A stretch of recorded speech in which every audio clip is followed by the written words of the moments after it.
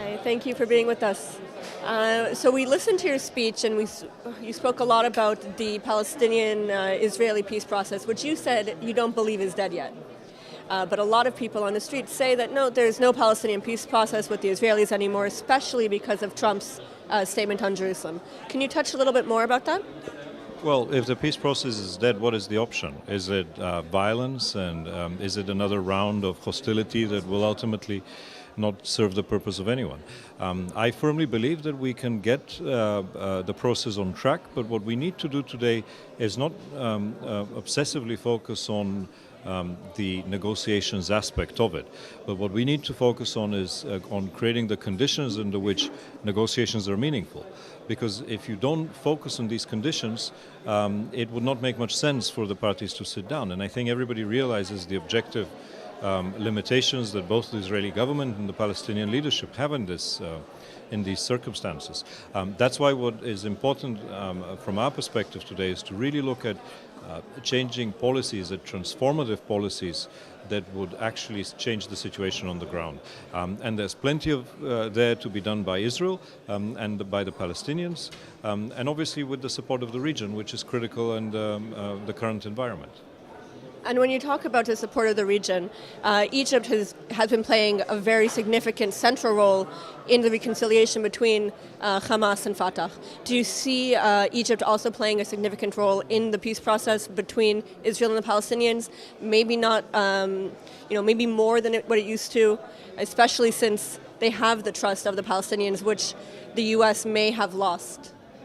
I think Egypt is critical. It is certainly critical to the situation in Gaza and to the prospects of returning the Palestinian government back into Gaza and controlling Gaza and in all aspects of civil and military aspects as well. But it also plays an important role in the region as an anchor to any future peace arrangement or any peace deal. And as I said earlier in my presentation, I think for us to be able to reap the benefits that would emerge from Arab-Israeli cooperation in the future, we need to focus on resolving the Palestinian question. And resolving it means returning back to the paradigm of two states. And that is critical. The Egyptians have been fully supportive of that. They continue to work very effectively. Not just Egypt, by the way, also Jordan, Saudi Arabia, a number of other countries. And their role today to create the incentives for both sides to understand that without resolving this question, you can't move to the broader question of Arab-Israeli peace is very, very important. I hope that soon enough the Egyptians will return to their role in facilitating the PA's return to Gaza, and that they will take up a more active role and approach to bringing the two sides together. They have the trust of not just the Palestinians, they also have the trust of the Israelis. Right, and the trust between Israel and Egypt, the cooperation as well, in terms of Gaza, I mean, that's a humanitarian situation which can explode at any second. And we have seen the explosions out of Gaza in the past that are deadly. Do you see a way to fix that humanitarian situation? Should Israel do more? Should the PA do more? Well, in fact, every escalation in Gaza is deadlier than the previous one. So the last one was pretty devastating, and I'm worried that the next one, if it were to come, it would be really, really devastating for the people of Gaza and for the region, with consequences here in Israel and in Egypt, obviously. So there's plenty that needs to be done, and that's why in the next couple of days we're meeting in Brussels with the donors and with Israelis and Palestinians to look at a number of issues, and one of them is the situation in Gaza. And I hope at that meeting we will see Israeli and Palestinian government initiatives that will help alleviate the situation on the ground related to water, to electricity. What certainly needs to happen is the restrictions that have been imposed of Gaza need to be removed, or at least beginning with more east. We need to see an economy develop. But for all of those things to be facilitated, we also need to see progress in the Palestinian government returning to Gaza. And that return means not just picking up the salary tap for the public servants in Gaza.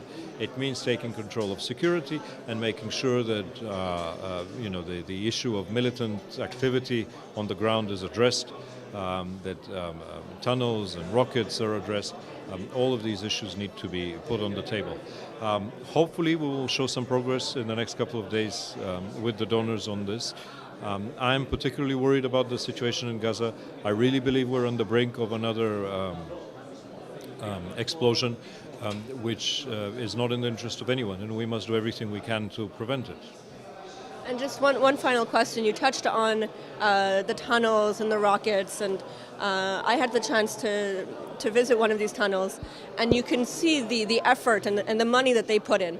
So what can the UN do to really make sure that these tunnels are not being built and that money is going towards infrastructure for the Gazan people?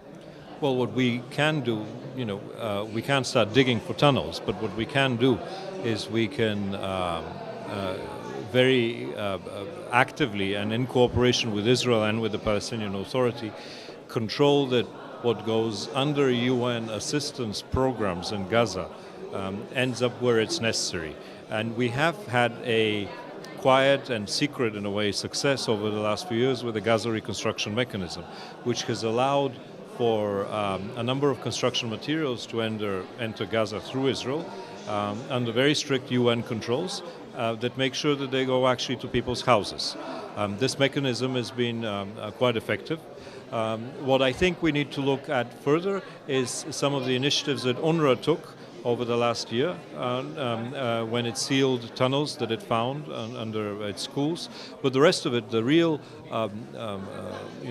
prevention of terrorist attacks in Israel coming from Gaza is in the hands of the Israeli security at the fence. And I think it's important for the people in Gaza to understand that investing money in this type of aggressive infrastructure in Gaza is not helping the Palestinian cause. It's in fact also undermining the humanitarian situation in Gaza. And this is where the political messaging, the clarity of the position of the international community, of key partners, the Arabs, everyone in the region, is very, very necessary. And when you spoke about UNRWA, there's a lot of talks in the United States about cutting the funds from UNRWA, and that can also make an explosive situation in Gaza even worse. And can you touch on that a bit? Well, it can, and not just in Gaza, because UNRWA is critical to the stability of both Lebanon and Jordan and the West Bank and Gaza. I know that our colleagues are very concerned with the situation right now, and are working very actively to find money to replace the funding that has been reduced by the United States, to optimize how they use their money on the ground so that they don't have to cut services. I've been to refugee camps, in the last one I visited was in Balata in Nablus, and I can tell you that when you speak to people who have practically no options for employment, whose children are growing up in a school system that is seeing funding cuts, obviously the incentives for these children to become violent and to engage in violent activity become stronger if we have weaker presence on the ground. And this is Nablus. The situation in Lebanon, in the camps in Lebanon, is even far more complicated than that, because there's very active presence there of weapons, and that undermining that sense of stability there will also be critical. So UNRWA is effectively an important element of the stability of the situation today, both here in Israel and Palestine and in the region as a whole. Great, thank you so much.